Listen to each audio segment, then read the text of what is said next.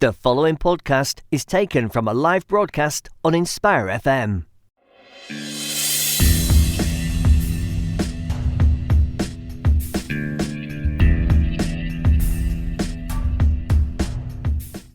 Assalamu alaikum and welcome to the Book Club Show on Inspire 105.1 FM. My name is Imrana and you are on the Book Club Show.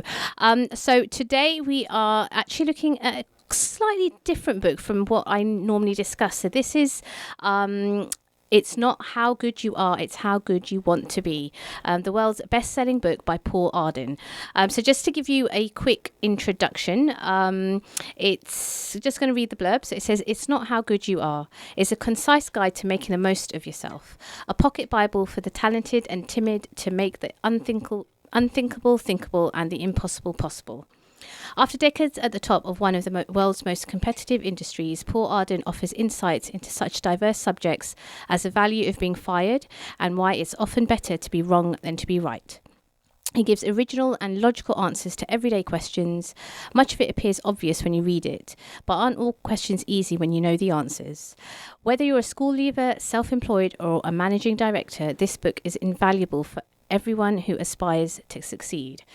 So that's a pretty interesting blurb. And I think the reason I picked it was actually usually I'm kind of focusing on books of fiction or non-fiction, but this is really interesting because it's full of little anecdotes, little quotes, and it really is one of those things that I feel that you can kind of pick and kind of just peruse, I guess, in your own time and really have a time of reflection and actually really good discussion points if you wanted to talk to somebody about it. So that's It's Not How Good You Are, It's How Good You Want to Be by Paul Arden.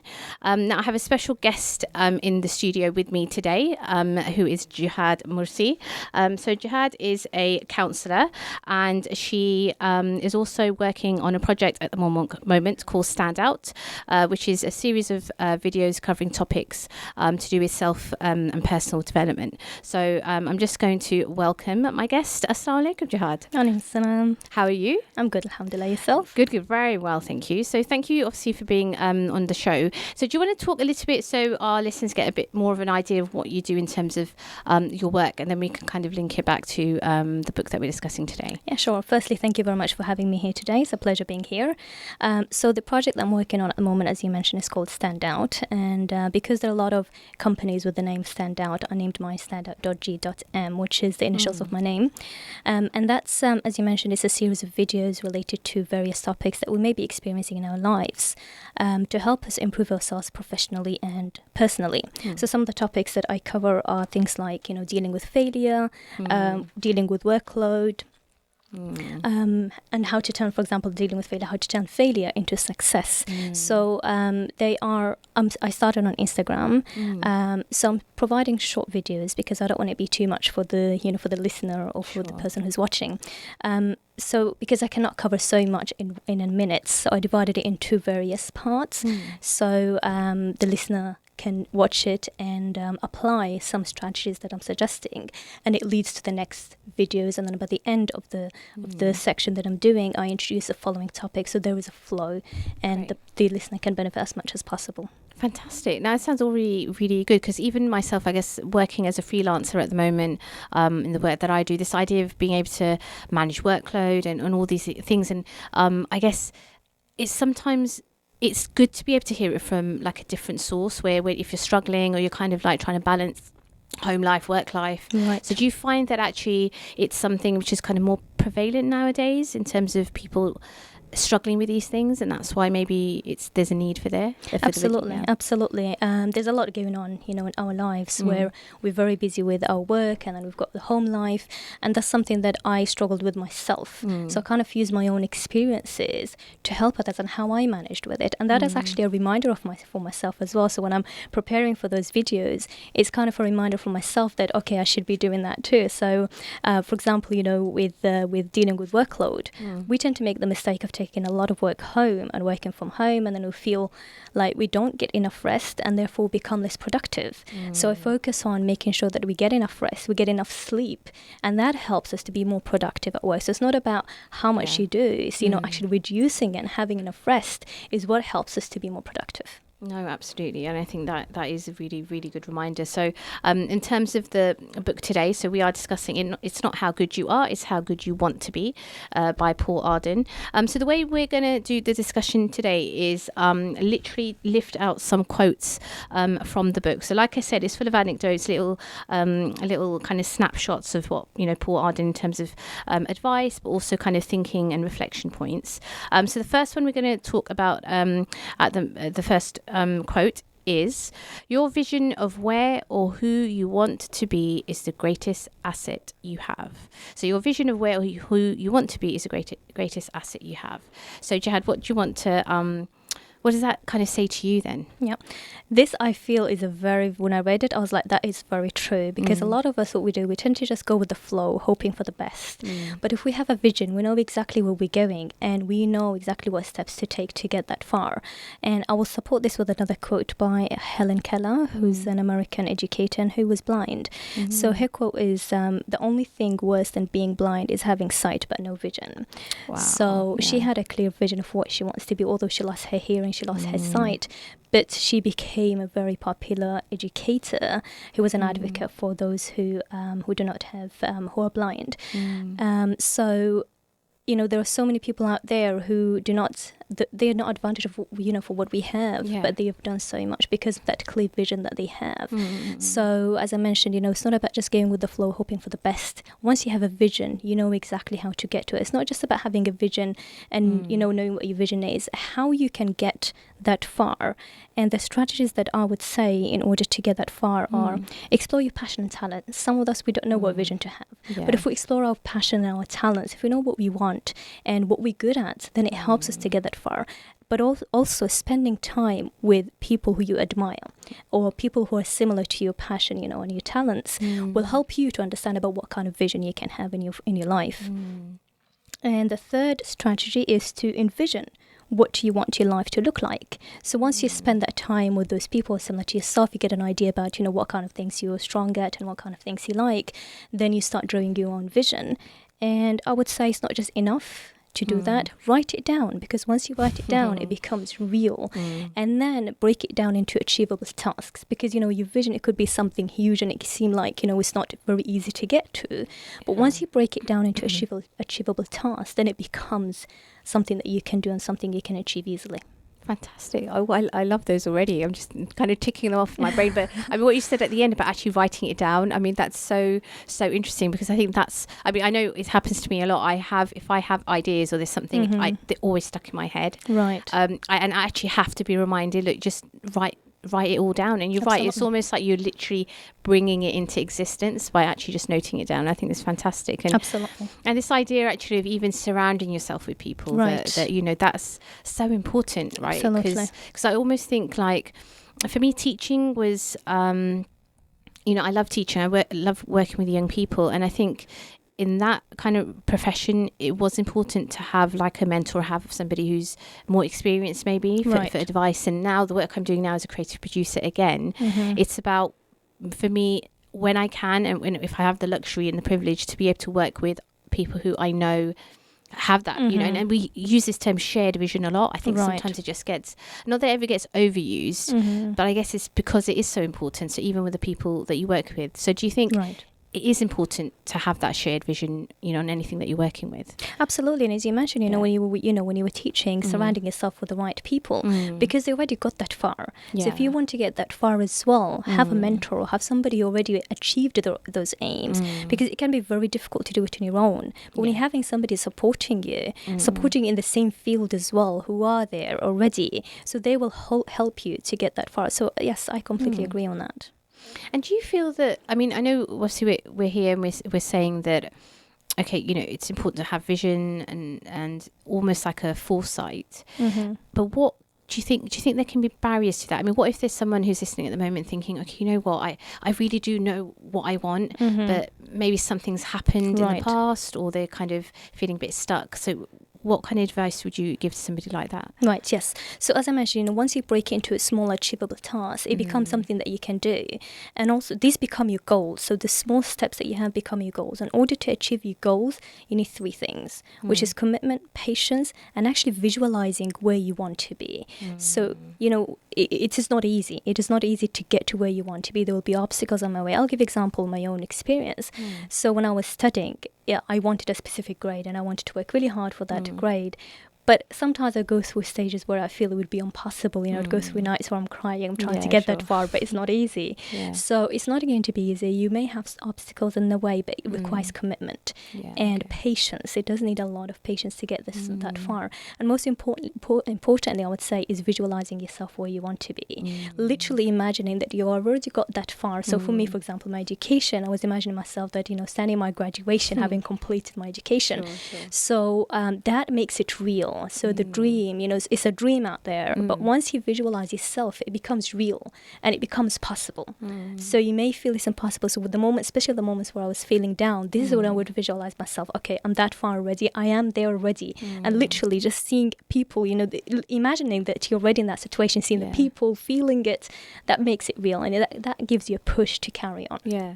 That's really interesting, actually. I'm not sure I've probably tried that enough, but I probably will try that, actually. I think I like the idea of it. Yes, but this idea it does help. Yeah, just visualising where you want to be.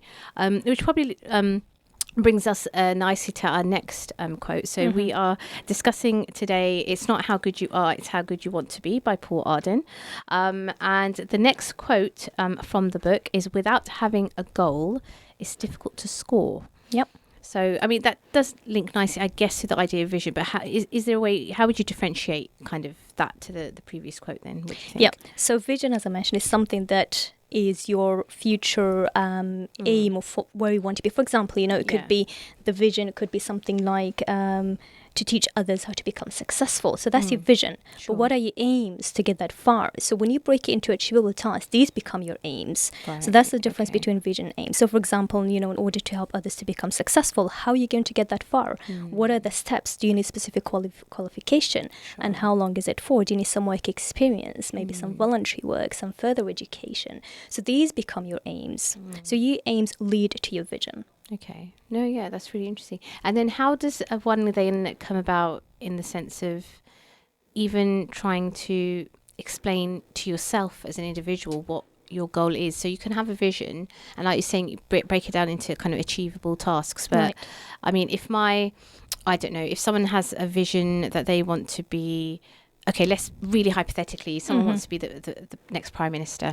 So how would you go about breaking something as big as that, as a vision, into something kind of in chunk size, which is more like a goal, like achievable goal? Right. So as I mentioned, the steps that I just mentioned. So explore your passion and talents. Is your passion and talents going to lead you that far? Is it something, one of your strengths and something that you like doing?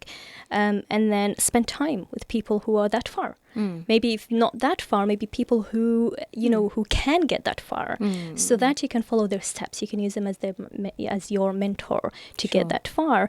And then also envision if this is something that you think is right for you. So envision it, write it down, and then based on your experience of surrounding yourself with the right people and how they got that far, or how it's going to lead them that far, then you can break your vision into achievable tasks. Okay, so I guess what I'm hearing there is it's really important to definitely be in the right space, maybe even at the right time with the right with the right people. So I think that's. And how do you think? For us growing up, in terms of the school system, do you think we're taught enough of this, like these kind of real life skills? Because you haven't gone through the education system, obviously both of us. I mean, do you think there's enough of that? There could be more? I'm sure there could be more. So the school system or the education system is designed in a way, it's more like theory. So like, what we study in universities, it's more like theory, but once you get an actual job, you apply very little of that. It's the experiences that lead you that far. So with the school system, education system in general, you definitely need more of that. You need the experience. As you mentioned, you need to surround yourself with the people who have that experience, and you yourself find ways to get that experience. Yeah, exactly. Because I think that's, I remember just graduating from university and just thinking that struggle of wanting to get a job. So even though you know what you want to do because you've just done this degree and you've put all this effort in, but then even trying to get that job can be really difficult. And obviously, as both of us, as, even as visibly Muslim women, we know that itself, can present a barrier. So, there was a whole article written about there being a triple glass ceiling for women who are South Asian, who are visibly Muslim. And obviously the fact that, that they're women, it's like, it was like something referring to like a penalty, a three strike penalty, or I can't quite remember the exact phrase used. So now again, how, when we are as women or Muslim women, I guess, faced with, and actually Muslim men as well, because obviously we're Muslim men themselves are also stereotyped in a certain way in the current kind of socio-political climate. Now, what can we do when we know we've got those challenges and barriers to kind of be true to ourselves, but then still be successful in what we want to do? What do you think? I believe that Islam, having the religion does play a big part as well, having that trust in God and, knowing that whatever is meant to be will be. And that, it doesn't mean that, you just give it up and, just think, okay, whatever is meant to be. You keep trying. And as I mentioned, in order to achieve your aims, you need commitment and patience. If it doesn't work from the first time, keep trying. Failure leads to success. And you keep trying again and again and again until you get that far. It's all about how important this thing is to you as well. If it's really important, you're not going to give it up very easily. There are challenges. And, for you to achieve your aims in general, there will be challenges, there will be obstacles. And as you mentioned, for us, Muslims specifically, it might be harder in terms of achieving those aims in here. So it's the commitment, the patience, and visualizing yourself to making sure that you're going to get that far, and at the same time putting that trust in God. If you keep trying and trying and trying, it works out, it's meant to be. If it doesn't work out, then maybe there is something better for you. Related to myself as well, where I was working in one place and it was very, very challenging, but I committed to it because I had a specific contract to complete. But I felt there were a lot of signs for me to find something better, something different. So sometimes, we have to pay attention to that as well. If it doesn't work, assess it. Is it meant to be for you? Is it something that you really want? Is it something for you? Or could you find something better? No, that's really good. I think interesting reflection to have, because it can also be sometimes where we might for so long just wanted one thing, but actually it's almost like you said to look at the signs, because is it actually Allah saying to you that maybe it's not for you? And there's obviously reminds me of the hadith where that there may be something that you love, which is, I'm paraphrasing, that might be bad for you. There's something, absolutely. And absolutely. It's that, I think, it's such an important, I guess, reminder. And also, I think the reason I asked that question, obviously, for us as kind of as Muslims as well, because of my a recent project I did, which is called Echoes of the Diaspora. I mean, there's one performance which was actually it was made into a kind of a video where one of the Muslim women kind of writers had written basically a monologue about her struggle of finding a job, and her actually have experienced kind of discrimination because of her the poem was called My Attire, because it was literally, she felt it was because of the way she was dressed, as kind of in a jilbab, in hijab. But I think you're right that sometimes you might be in a situation where the system's designed to perhaps not let you perhaps succeed, but then that's when I guess our faith is really, really important. Absolutely. So I think you're probably right there, in the sense that you just need to be patient. You need to just keep trying, and inshallah that Allah will help you find a way, I guess. And it's just important to persevere. But at the same time, explore your opportunities. So just hold into just one thing and think, okay, I really want this to work out for me.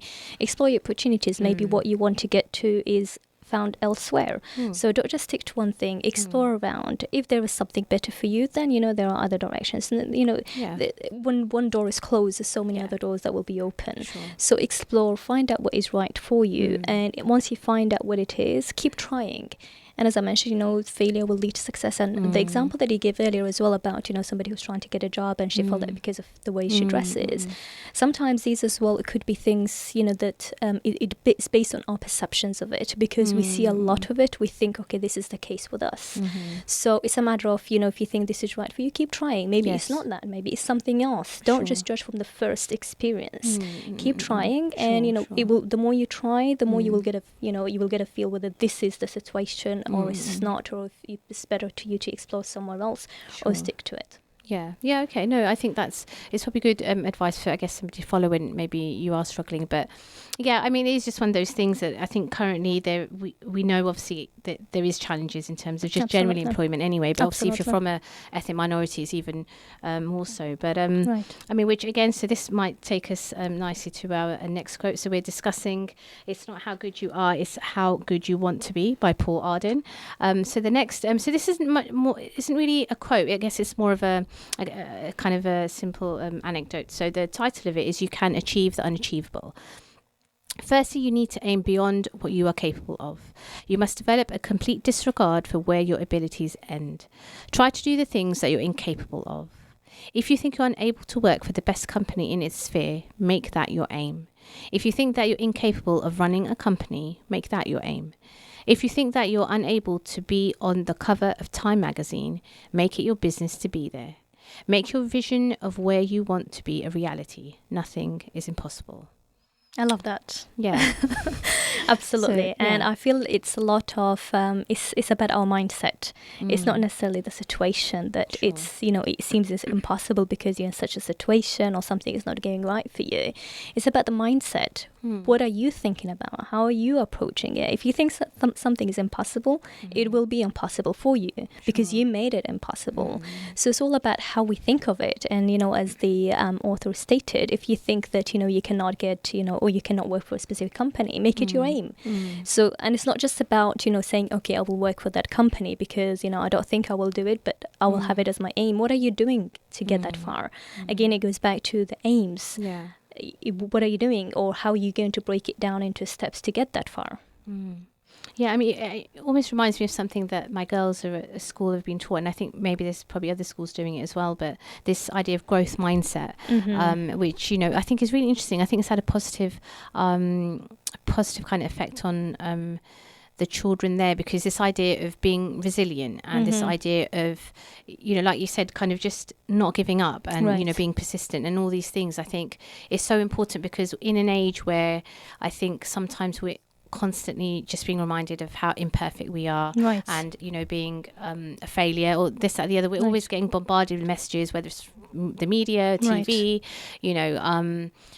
it's so important, I think, to be able to be resilient, I guess, to things like that. And I guess that is how you possibly would relate it to the idea that you need to start believing in yourself. Do you think that's kind of what the essence of it is? Absolutely, yes. I mean, sometimes, as you mentioned, it could be the criticism around us that we feel that, things are impossible. And it's not about the situation, it's about what is going on in our minds. And it's, it's about assessing the situation and looking looking back and, trying to see what is the evidence behind that. Why is it impossible? Why can I not get that far? Do you have an evidence for that? Or is it just a criticism or lack of belief in yourself? So once you break it down into evidences, do you have an evidence for that? If not, then there is, it is achievable. It's something that is possible. And if you have evidence, for example, I'll just give an example, being a pilot, you have to be a specific height and so on. And if you're not, then that's the situation, and it is impossible. So that you have an evidence there. But if you don't have an evidence, you need to work on your mindset to change that, to make it possible. Yeah. And it's good to make that distinction, actually. And I like the fact that you use the example of a pilot, because I mean, it's not something I ever wanted to be, but it was one of those things I remember hearing, you've got to be a certain height. I was like, well, that counts me out. But I mean, how simple actually would life be in some ways? I'm not saying everything should have strict criteria, but so but that's quite funny. Again, it's the belief in God. God has created you like that, right? So it may not be right for you. No, it's true. I think there's just some things you can't deny. So but no, I like that. But yeah, I think it's really, I mean, this bit, he's packed so much into this little, God, I can't even call it a chapter, whatever it is, but you can achieve the unachievable. But, even something where, he's mentioning, if you think you're unable to be on the cover of Time magazine, make it your business to be there. And I think, I mean, it's interesting because one of this idea of being able to kind of break that kind of those barriers and get yourself into spaces. I mean, do you feel that, again, there's more pressure for us to be able to do that, to kind of, I don't know, like want to be out there? And I mean, I don't know, how much time would you put into that, into, visualizing something, something, I don't know. if that makes sense. Well, you don't have to be in a position that you don't want to be. But if you feel something is right for you, if you feel that, okay, this is what I want, but I feel it's impossible, then you need to make it your aim. So don't put yourself in a position where you do not want to be. Yeah, of course. Make it the aim that you want to get to where you want to be. So visualizing yourself where you want to be rather than where you feel that you should be because someone else is that far or something like that. It's about, your passion, your talents. Where is it going to take you? And if that's something that's going to lead you that far, then make it your aim and break it down how to get that far. Sometimes we get very comfortable in our comfort zone that we don't want to be out of it, but that's what the author is related to, that you need to take yourself out of that comfort zone in order to make sure that you change your mindset to start to believe that things are possible. So if you make that your aim to get that far because you believe that it is not, you're slowly changing, you're conditioning your mind that it is possible. No, that's excellent. And I think no, it's a good one we're going to carry on talking about some more quotes from the book. So we're discussing, it's not how good you are, it's how good you want to be. So my special guest is Gehad Mursi, and we are kind of discussing lots of things to do with aims, goals, self-development, professional development. So hopefully you'll be able to take a lot from today's show, and I think we'll be back and we'll discuss a couple more quotes, but in the meantime I think you need to grab yourselves a cup of tea. Obviously don't switch that dial, and we will see you back in a few moments. Assalamu alaikum.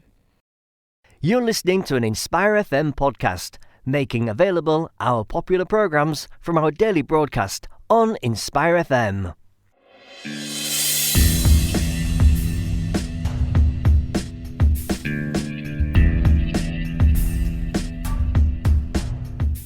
Assalamu alaikum and welcome back to the Book Club show on Inspire 105.1 FM.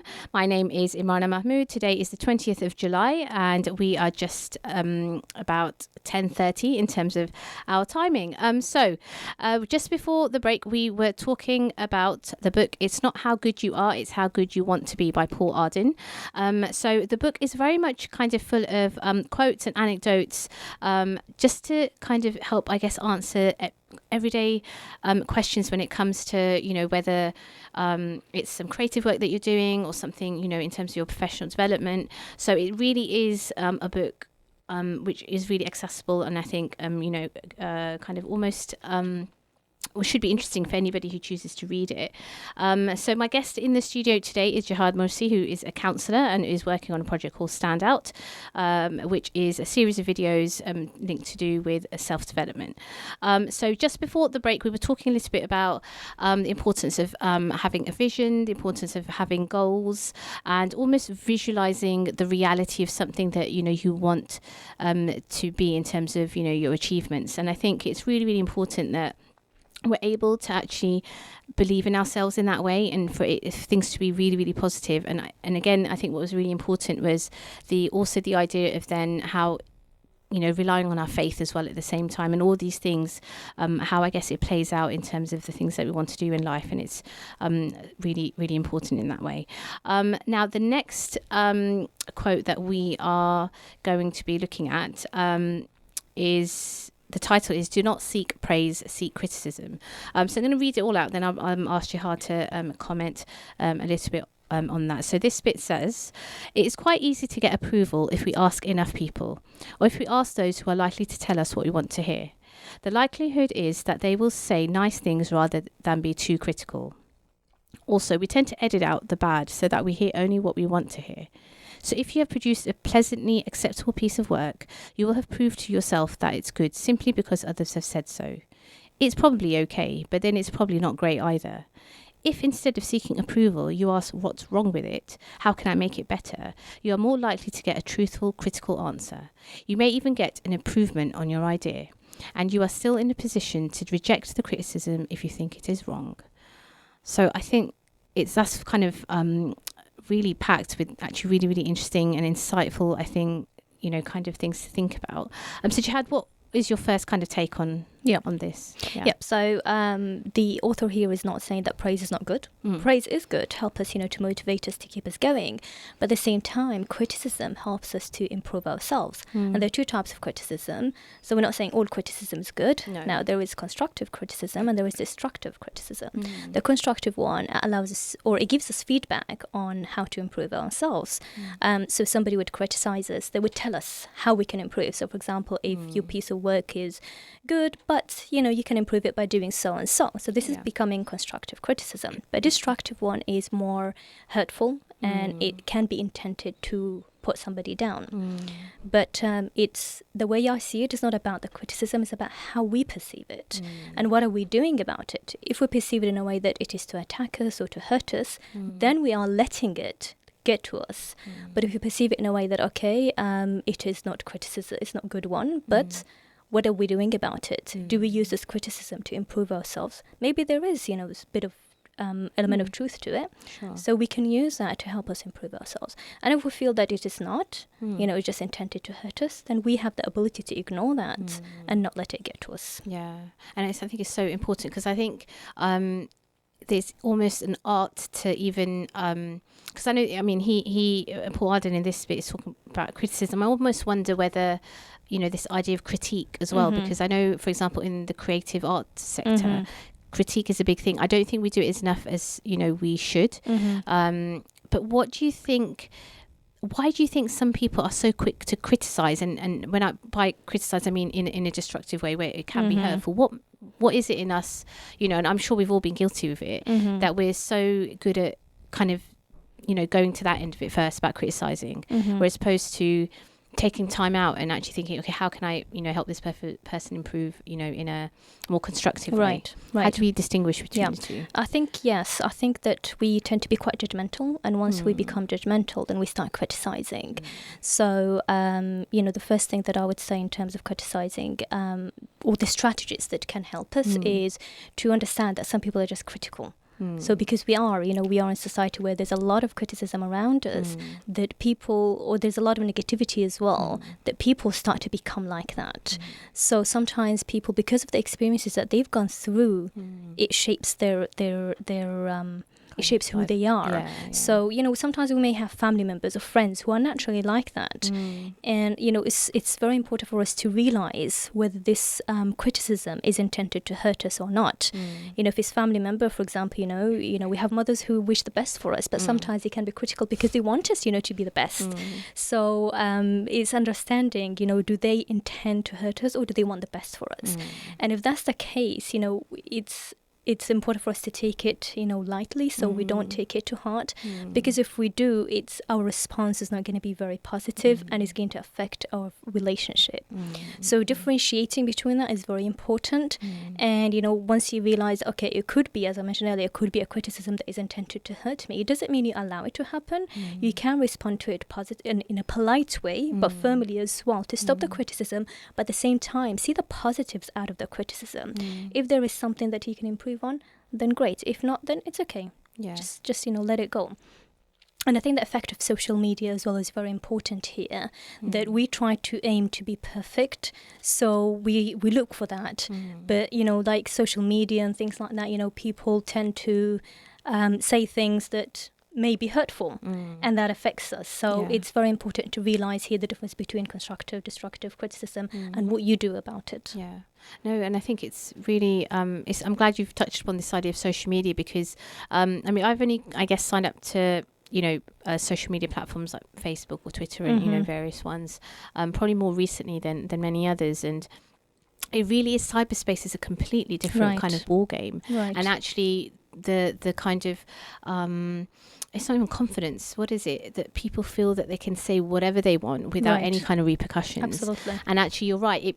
There are times when it becomes a very negative space, and I guess it's so important to be able to navigate that and to, coming back to this word of like being resilient, because it is one of those things that social media, I kind of feel with the work that I do, I need to be on there. I need to be there promoting the work I do or the projects I'm doing and things like that.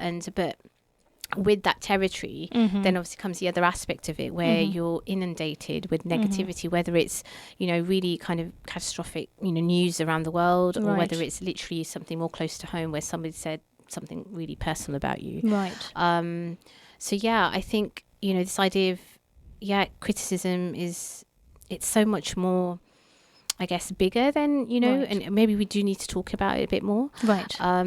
So then in terms of things like yourself, so your program that you're working on at the moment called Stand Out. Right. So you said obviously it's a series of videos where you're kind of talking and advising, I guess, on for people for what they might need. How would you deal with that? I mean, what made you choose that actually videos are the best kind of platform, whether it's on YouTube or whatever platform it might be? Yes. I just want to touch upon what you mentioned earlier about the criticism in social media. So as you mentioned, the news and all these things is full of these negative things that shapes who we are. So people tend to be more comfortable being quite because we try to be perfect. So face to face, we may not show it, but in social media, we feel comfortable to do that. And it's up to us to decide how much we take out of that. So we need to use that wisely. And that's a message specifically for the youngsters, because they're at the stage where they're building their confidence, their self-esteem, and that can really hit them. So we need to make sure, and the parents need to make sure that they actually there to support their children, to make sure that they don't take much of that criticism, much of that negativity, and by creating that positive atmosphere at home, and by giving that understanding as well, so that we're protecting them. And we're not protecting them by locking them away from that, but no, exposing it to them and making sure that they understand what is right and what's wrong and how much they can take out of that. Because a lot of youngsters, they take that they take that to heart, and it can lead. We hear a lot of stories of people committing suicide because of something that they heard or something that somebody said to them. So they're at that stage where they're building the self-esteem and confidence. So they need to make sure, the parents need to make sure that they are very supportive at that specific age specifically. And that's why I decided to go in social media through my program Stand Out. And the reason why I chose videos, because we're at the moment where we have very busy lives. We don't want to be reading so much. Some people, they are at that stage. So some people are auditory learners as well. Some people are visual. So providing that to them, and for me as well, I love watching videos rather than, because I'm an auditory learner. So, and, I also provide some, I write the tips down as well, so to accommodate for all the learning styles, visual, auditory and kinesthetic learners. And I specifically chose short videos on Instagram because sometimes we get bored of listening to long videos, so I'll make it as short as possible, just a minute video. At the same time, it's beneficial. So it's kind of like giving that balance between personal and professional life, because I'm using my own personal experiences as well to kind of give the listener the fact that I am experiencing it myself, and I'm talking from my experience. And if I can, provide strategies to help myself, I'm also providing it for others that can help them. Yeah, no, definitely. And I think that's probably an example of how you can use different platforms in a positive way. Absolutely. Because obviously there's pros and cons to everything, isn't there? And I mean, it just reminds me, even if it was just today, again, it was just seeing somebody. I mean, I don't watch this. I know there's a program called Love Island, which I've never seen. But one of the contestants who'd been on there, she was talking about having cosmetic surgery done, but actually, recognizing the fact that actually, no matter how much money she's spending on improving her kind of outer shell, as she's called it, she wasn't actually dealing with the issues that she had, and actually I think it was actually quite admirable for her to be on that platform and actually telling younger women specifically that really this is not the way to do it, and that, I guess, is kind of a double-edged sword, where it's because of social media she was in that position that she was, because she had certain ideals that she felt she had to live up to. But then that very platform she's now using to say, well, actually, it wasn't necessarily the best way to do it. So I think you're right, it's such interesting times and quite challenging times, I guess, for young people. And you're right, that's where I think the family support network is so important. And coming back to the book, so it's not how good you are, it's how good you want to be, by Paul Arden. I mean, I think what's really interesting about this specific section that we're talking about, do not seek praise, seek criticism. Again, I think it's so interesting about this idea of seeking criticism. So he says at one point, if instead of seeking approval, you ask what's wrong with it, how can I make it better, you are more likely to get a truthful, critical answer. And actually, that's something I try to practice actually a bit more, because if, again, the work I do, it's a lot about building relationships and, with different communities. And because, I work as a community activist at Revolut and Arts. And this idea that if I come up with an idea to do something, or I don't know, some sort of workshop, or it's so important in the arts that once we've delivered something, for us, we're always constantly asking feedback. Right. Sometimes it can be problematic because you think we've just had a lovely session. Now, because it's funded, we now need to collect all this information. But actually, that information is really important for me. I really want to know, did you enjoy the workshop? Absolutely. And then also ask, what was it that you didn't enjoy? What could have been better? So do you think, is it easy just to seek criticism? Do you think it's easy? Is it something that comes natural to us? Living in a world where there's a lot of criticism, it's not easy. It's not easy to accept criticism because you may, if it's constructive criticism, you may see it as destructive criticism because of the amount of criticism that is going on around us. But again, as I mentioned, it depends on how we see it, how we perceive it, and what are we doing about it. Now, as you mentioned with your workshop, you want to improve it, and that's why you're asking, how did you find it? What you didn't like, or how could it be improved? A lot of people are doing that in order to improve the workshop next time. So you don't have to do a repeat of your workshop, but you know how to improve it. At the end of the day, these are your customers, and you're providing the service to them. So they know, what they want out of it. You may think, it should be designed in a certain way. A lot of, businesses are like that, where they think that it should be designed in a certain way. I'll give, for example, a clothes business as an example. You may order the clothes that you want, the designs that you like, but it's not necessarily, it's aimed at the specific customers you have. So asking them, getting feedback from them helps you to cater for their needs, and therefore it improves your service. Yeah, no, absolutely. That's true. No, it's a really good example to give, actually. I'd also had an example for myself. When I was a student, as I mentioned, I wanted to gain a specific grade. So in order to do that, I made sure that I found, a good friend who can help me to get that far. So it's kind of like a mentor. We help each other out. So we would exchange our work, and we'd ask each other to criticize it as much as possible, because it's your own work. You feel that you put a lot of effort to it. It's a great piece of work, but when someone else reads it it may not make so much sense to them. At the end of the day, it's not you who's marking it, it's someone else. So getting a second opinion always helps you to improve it. Yeah, no, definitely. And I think, it's good. I think it's important to come back to this idea of how we perceive things. It reminds me of a course I did in NLP, which is neuro-linguistic programming. And actually a lot of that, not a lot of it, but there was, a certain amount of it where, he was saying that actually if there's criticism or any difficulty that you come across, you do need to first and foremost think about how you're perceiving it. Right. Because that in itself, so even though, I remember he gave one example, and it was really, really obvious that the other person was in the wrong. It was the example that he gave. Right. But he still said, no, but it's still important on how you perceive it. So if you just say to yourself that actually, I'm not going to take it that way, this is how I'm going to take it, this is how I'm going to respond. Absolutely. I think, there's so much... I mean, I think it's easier said than done. Yeah, it is. It is. Yeah, but it's good to get these reminders, right? Yeah, because even for myself, I make these videos, but it's a good reminder for myself because we should be in control of ourselves. We don't allow someone else to control us. Yeah. And once we take control, we know exactly what to do. So we need to condition ourselves. And it's not, as I mentioned, it's easier said than done. But we can practice. Once we get criticism, just take a step back, think about it, and slowly start to condition yourself that, okay, this is the way I should be responding rather than responding in a negative way. So it's better for you in the long term. Yeah, exactly.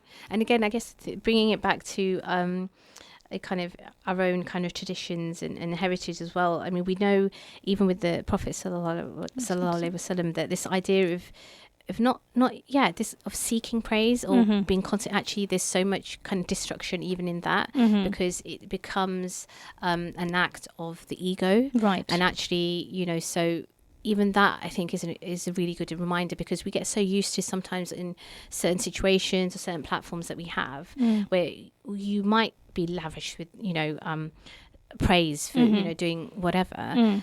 What can we do then obviously just as human beings, be able to kind of control that side of it, where we might be getting praised for something, but we almost need to kind of control that and say, obviously you don't want to tell somebody, don't praise me. Right. Obviously you're not going to say that, or don't compliment me.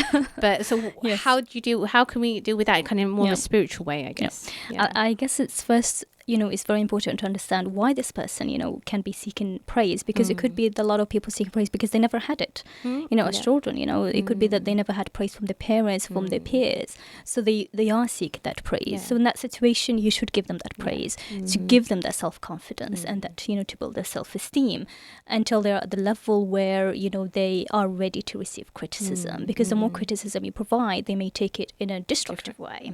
So that's very important to understand. And, for us ourselves, if we are so used to, hearing praise in someone, that's, it has become our comfort zone. But then we need to realize that, okay, if we really want to improve ourselves, then we need to see or seek advice on how we can improve ourselves. So this is when we should be seeking, criticism, like the example that I gave with my assignment. It wasn't easy, working in a 2,000, 3,000 word assignment and seeking criticism. Yeah. But, allowing that space as well for criticism. So, for example, in terms of my assignment, I would give an extra week for me to get that criticism and work on that to improve it.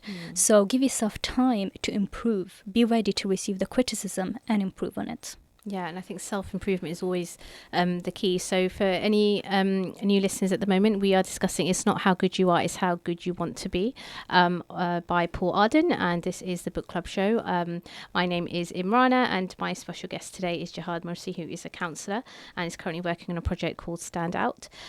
So this book that we are discussing today is full of little anecdotes and quotes which are just really, really relevant, I think, to just everyday life and things that we can do in a positive, proactive way, I think, of just improving, I guess, in terms of self-development, professional development, and even personally as well.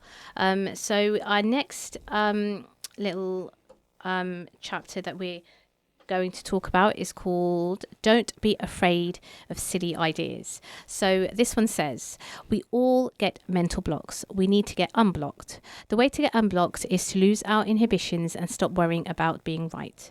The comedian John Cleese puts it rather more eloquently. High creativity is responding to situations without critical thought. If you are in deadlock, here are a couple of tricks you might try. Number 1, do the opposite of what the solution requires. Number 2, look out of the window and whatever catches your eye, a bird, a television aerial, an old man on crutches or whatever, make that the solution to your problem. Maybe the next spread will help you with your illogic. So that's an interesting one. So don't be afraid of silly ideas. What do you think, Gehad? Yes, that could be linked a little bit back to what we just discussed earlier about the criticism. We could feel that, our, certain ideas are silly because of the criticism we've been receiving. But then again, it's very important for us to decide how we, or what we're going to do about that criticism. Do we take it that, it's there to attack us and, let it affect us, which will enable us, or it will stop us from, exploring opportunities or being creative, as the author mentioned. So it's about, exploring that, deciding first, or breaking it down into, for example, if you think an idea is silly, search for an evidence. Why do you think it is? It could be the criticism, and then work on the criticism. So if there is evidence that it is silly, improve it. Yeah. But if there is no evidence, then focus on the positives of the idea, because we're so focused on the negatives of it that we think it's a silly idea.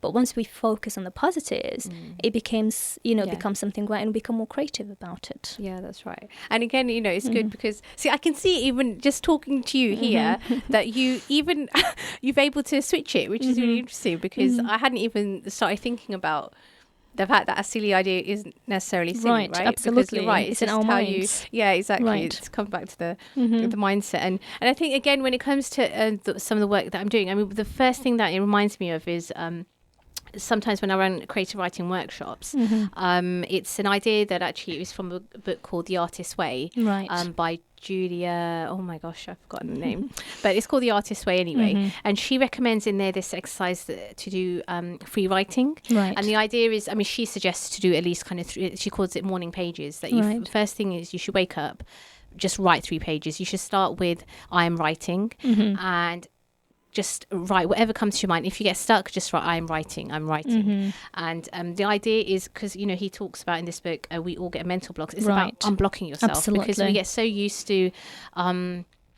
inhibiting ourselves, actually, because and it comes back to the discussion we've already had, that we want everything to be perfect. Absolutely. So as soon as we have an idea, like I do this a lot, I won't start writing anything down until I feel like it's really been formulated properly, which is a silly idea in itself, because actually no one's going to read what I'm writing. It's just my rough ideas, right? But it is, and I remember working with a producer recently. His name's Matthew Jones, and very experienced producer, and he used the term kind of brain dump, like literally just put it all there, just write it all down, and you can kind of unpick it later, Right, absolutely. But yeah, so I think, you're right. This idea of and then, so then when he says, so he's given kind of 2 tips, your tricks he's called them. Right. So if you're in a deadlock, do the opposite of what the solution requires. What on earth does that mean? Like, how would that even work? Yeah. So because you're so focused in your comfort zone, you don't see anything different. So get yourself out of your comfort zone, do the opposite. And then you slowly start to condition yourself that you can get yourself out of comfort zone. And then you become more creative about it. You distract yourself, like, as you said, look out of the window, look for and use this as your solution, because you're having that as a distractor, because we're so focused on how perfect we want to be. Or, the idea is not great, so we don't really focus on improving it. So use a distractor. And that could be not just for silly ideas, anything in general. I advise people as well in terms of if they are very emotional and they may react in a negative way, use a distractor, do something different. Even in Islam, if you're standing up, you sit down, or you go make wudu and so on. So use a distractor to kind of get yourself out of that emotional moment or that comfort, and then you start to become more creative about it. That's really interesting. Almost, and I like the distractor, but I think depending on what situation, almost like a diffuser as well, know, if you're in like a confrontation or something. You're right. And it actually comes back to, what you said, even, for example, at moments of anger, obviously the Prophet has given us steps of, whether it's drinking water or whatever it might be. Absolutely. And actually the fact that even in our kind of tradition and Islamic heritage, we have all of these kinds of little tips. And I think, this idea of even looking out the window, gosh, it's quite beautiful, because actually we know that, the Quran and everything around us, they're signs from Allah. Right, so absolutely. in any situation, I think you literally probably could look out the window and Allah would probably, guide you somehow. And I think there's so much kind of beauty in that. So I would also add to that, sorry to cut you off there, I'd also add to that, alhamdulillah, we're blessed with having the religion. And there's so much that we can do in the religion that can help us even more, just, with those, besides those strategies. Because at the end of the day, we are created in the dunya, so we use the strategies and as you use Islam as well. There's the reading of the Quran. That's our guidance. There's the dhikr that you can do. So you're not only using as a distractor, but you're benefiting yourself Islamically. And Allah shows you the way. The more you return to the religion, Allah will guide you and will show you the way. Making dua, asking Allah to guide you. So these are all helpful tips that can help us as us as Muslims. We are blessed with having the religion, alhamdulillah. Yeah, no, absolutely. And that probably kind of nicely ties off actually the show. So we were discussing today, it's not how good you are, it's how good you want to be, by Paul Arden. My special guest was Gehad Mursi, who is a counsellor and currently working on a project called Stand Out. So I hope you've taken a lot of benefit from the show today. So we'd love to hear from you. If you have any comments or suggestions, please, contact Inspire FM, and I will do my best that I can do to see if we can bring it to fruition. So if you want to get in touch with Gehad, then I'm just going to ask her to any social media kind of info that they can get in touch with you. Right, yes. So I'm on Instagram, on Facebook. So I'm there with the name standout.g.m. I'm also on YouTube. So I have a YouTube channel, but all the links are on my Instagram. So if they can check my Instagram account, all the links are there. Anyone is free to ask me any questions. They're more than welcome. If it's related to the topics we just discussed today or any other topics, I'm more than happy to help. Fantastic. And that is Gehad Mursi, and I will see you in a couple of weeks. Assalamu alaikum. Thank you for listening to our podcast.